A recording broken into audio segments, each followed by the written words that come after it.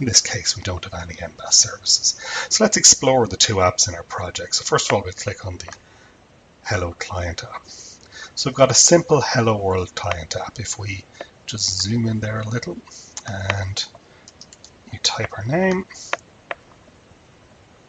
we get Hello Connor back from the cloud. A very, very simple thing indeed. But let's look at some code to see how that works.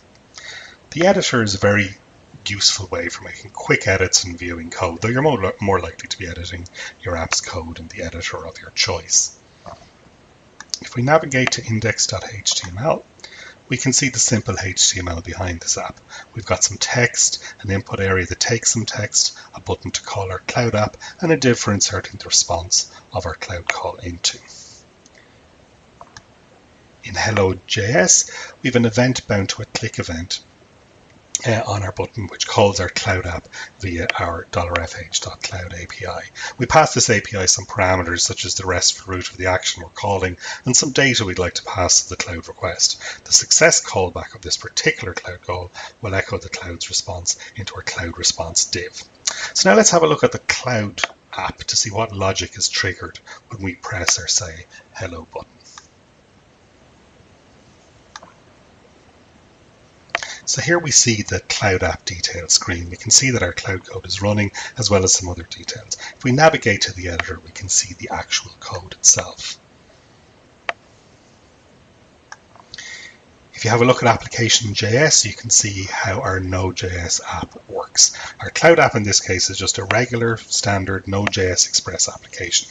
To this, we've mixed in some Red Hat mobile application platform functionality via our MBAS Express middleware. We can see our routes configured for this Express app in the normal way, including a handler for our hello route. This is the same route called when we press the say hello button in our client app. So let's take a look at what's going on in this route. Here we can see some route handlers for the hello route. It responds to both HTTP GET and POST responses. We've configured Express in this example with its body parser middleware, so it can parse out JSON from the request body, look at form encoded parameters or GET parameters. These parse parameters are then available on the body parameter of the request object. In this example, a hello parameter is sent in the JSON body of a post to the /hello route. We can fetch the value passed via the rec.body.hello, and this route simply sends back a JSON response, which echoes the hello parameter back to the client, which in turn puts this response text, as we said, into our cloud response div. So let's going to make now two simple changes to our client and cloud apps. We're going to add a timestamp to the responses from our cloud app, and then in the client, we're going to display this timestamp after pressing say hello. Now, we could do these changes in the editor within the App Studio, but we find that most developers prefer to make changes to their apps locally within their own tools. And we're going to assume for the rest of this, the purposes of this demonstration, if you want to follow along, that you've got Node.js and NPM installed locally. You can find lots of instructions online for how to do this. To develop locally, we're going to use our command line tool FHC. I already have it installed, but if you wish to install it, very simply sudo npm install fh-fhc.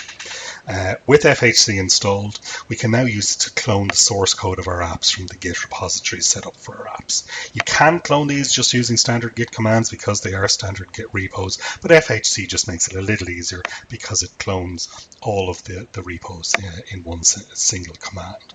If you follow the FHC instructions, you'll know that you have to target your particular environment that you're using, and once you've done that and once you've logged in, you can do something as simple as FHC projects list. And what that does is, based on your login and your permissions, it shows you all of the projects that you have access to. Now, if we go back to our project here, we'll see we've got a project ID. You can see it in the project details page, or in my case, I'm just copying it from the actual URL inside the studio. And we can now do FHC projects clone that project ID. And what happens now is it goes and it runs all of the Git commands in the background to actually Git clone both your client and Cloud Apps, and this can take a moment or two.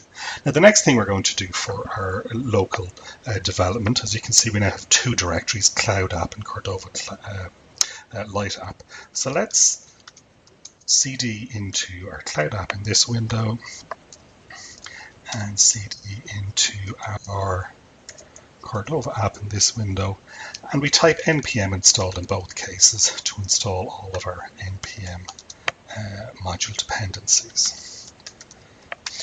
Whilst we're waiting for that to happen, we can actually do grunt serve local for our client application,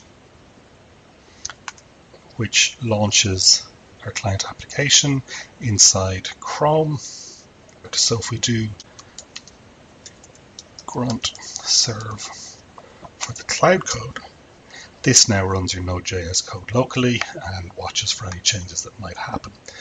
And if we now type Connor, say hello from the cloud, we've got hello Connor. So now we have our cloud code and we have our client code. It's all been downloaded and we have it locally. So what we're going to do is, as we said, we're going to make a small change to the code so you can see how everything works. So in this particular case, what we're basically doing is we're going to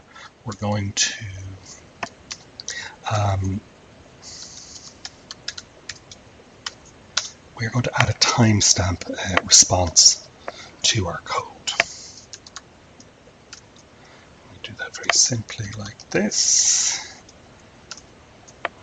and there's a little more to it than that, and we save that file. So that's now responding with an extra parameter called timestamp. And if we go into our client code that we have here, I'm just using the Atom editor. You can obviously use whatever editor suits yourself. And we take that and we create a div that can accept that response back. We do Command S there, and obviously we'll need a little bit of JavaScript. So let's do that.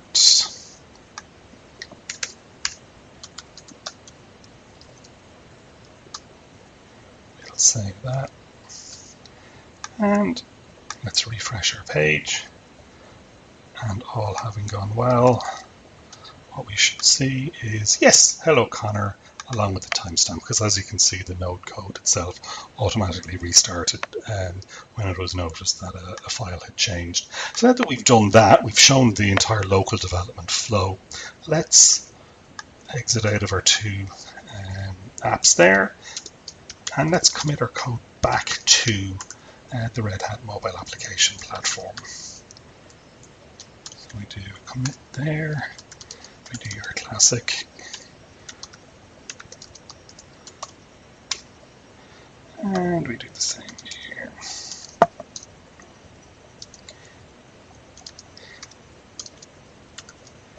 And this is where it gets even more interesting, but it's really showing the flow that goes from the platform and development inside the studio on the platform, and then moving locally. But then once you're done locally, once you've made all your changes, you've done all your testing, everything you want to do with your local tools, and you can push back up so that we can then show you how to actually build the mobile app binary. So that's now. So if we now go to the client app and we zoom in a little and we type in my name, and you can see the new code has obviously been pushed up into the studio and is now running inside the studio.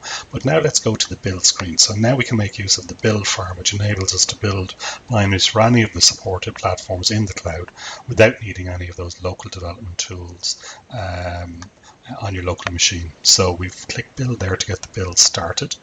Now that our build is complete, you get a QR code that you can use to install the app on your mobile device. You've got a short link there directly to the APK that you install, or you could obviously just download it onto your local machine. But what I'll actually do here is I'm going to make use of a real device. My phone's actually attached to this Mac, and I'm running a piece of software called Visor, which will let me basically do screen sharing to the device. So I'm pointing at As you can see there, I've pointed at the screen to get the QR code using a barcode scanner.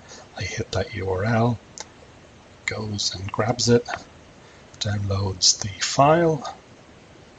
I can then open the APK, hit next, hit install. It's now installing my app for me on the device, on the real device, and we'll hit open. And now this app that's running is now connected to the same cloud code we've been talking about all along, running inside the platform. I do say hello from the cloud, and there we have it. Hello Connor, along with the timestamp change that we made. And that's really it. That's showing the whole end-to-end process, and just how easy it is to do both development with the platform and doing your own local development. You saw everything